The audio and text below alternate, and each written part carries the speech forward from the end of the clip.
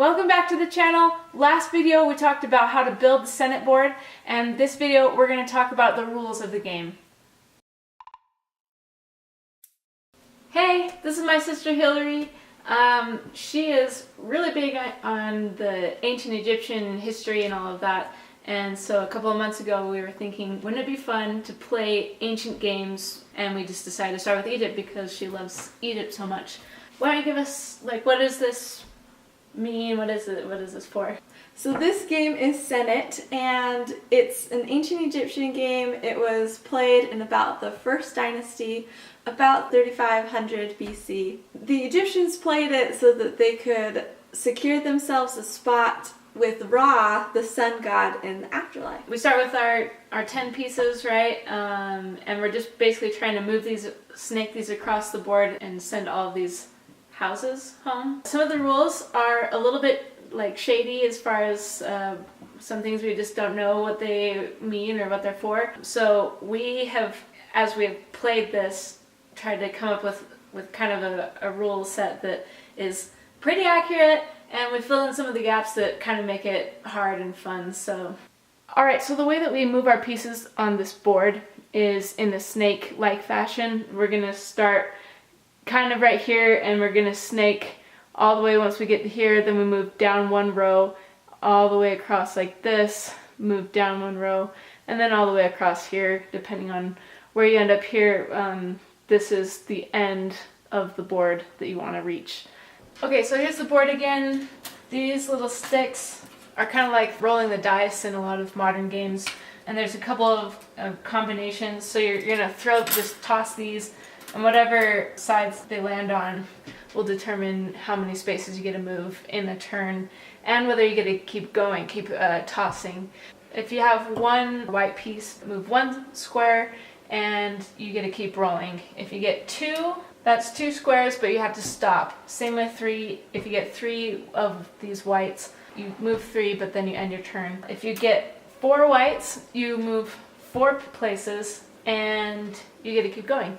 And if you roll all black, then you actually get to move 5 spaces and keep going. I'm going to be white and Jess is black. Player 1 is black, player 2 is white. Player 1 always goes first. So how you move is you grab your popsicle sticks or knuckle bones and you toss them. So I got one. How to move is you just switch your spot like that. Had I rolled a 3, I could jump all the way up here, and then her piece has to go where I started my turn. If you have 2 houses or more of your color next to each other, the back can't jump over. Even if she rolled a 4 or a 5, this piece or this piece, you can't jump over because I blocked you. This is too far. You can only jump over 1. Blocking is a good strategy to have because then however many pieces back here can't move forward. But you want to make sure that even if you get these 2 off the board and you still have these 3 back here, you could still lose the game because she's got 3 pieces up here. So you want to be careful with your blocking. This is a board of 30 squares, 10 squares, and 3 rows. And number 15 is the House of Rebirth right here. And what you do is you land on it, and then you can choose whether or not to move your piece. And if you don't want to move your piece, that is a block. So if I were right here and Jess were here, if she rolls a 3 or even a 1, she can't move. She can't move forward because she can't step over or switch spots with me. So that is a block square. This is the House of Happiness, and you have to land exactly on this piece. If I roll a 3, I can't land on this, or I can't skip this spot. I have to land exactly on it. This is the Waters of Chaos. If you roll a 1 and you have to land in here, From the House of Happiness. From the House of Happiness, you'll die.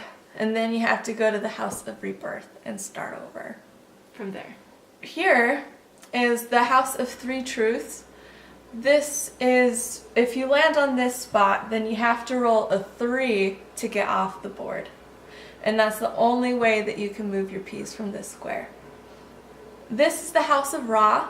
You have to roll a 2 to get off of this square. And no one actually knows what this means. So if you know, comment below. This is a single. You have to roll a 1 to get off the board. And once you get all of your pieces off the board, then you win. There are some cases that maybe aren't always defined, and maybe it's just because we don't know like how they approach certain situations. But let's say if I'm right here, I have to roll a 2 to land on this space because every single piece has to end up on this space before they can proceed and get off the board. If I roll the 3 though, and let's say that, you know, this is the last piece of mine, so I can't move any other pieces because they're all gone or because they're blocked, you still have to use up your throw. So if I had thrown a 3 here, you still have to move that same amount of spaces, but you do have the option of going backwards since you can't proceed past this in a single turn. So it would be 1, 2, and then back 1. So I would then have to roll a 1, hopefully on my next turn, or if I rolled a 4, I'd have to go 1, 2, 3, 4, and so on. So similarly, another kind of issue that comes up is if you're here and you roll a 1, you have to drown in the river. And so that's really unfortunate if this is like your last piece or you're really far ahead. So if this were my last piece, or if I were blocked somewhere up here and I rolled a 1, so I have to move this piece and I drown in the river, but let's say that somebody's already in the House of Rebirth, what we've done is we just stay here until this is moved, and then you have to move this straight into the House of Rebirth. So one more situation, we've decided just to lose a turn if, for example, maybe these were the last 2 pieces, or there's some kind of blocking up here. So if I'm here and I roll a 2, but this is already occupied, then I just lose my turn and let the other player continue with theirs. Alright, so now you know some of the rules of the game, kind of a decent idea of how to play it. Next video, we're going to actually just do kind of a quick mock game and show you what it's like to be playing it for real. And hopefully that will clarify any other questions that you have. Let us know in the comments below, have you played this game before? Are you interested in more ancient games? I'm really interested to know what it is that interests you, so let me know. And feel free to give us a like and subscribe if you're interested in the content that we're giving you, and we will see you in the next video.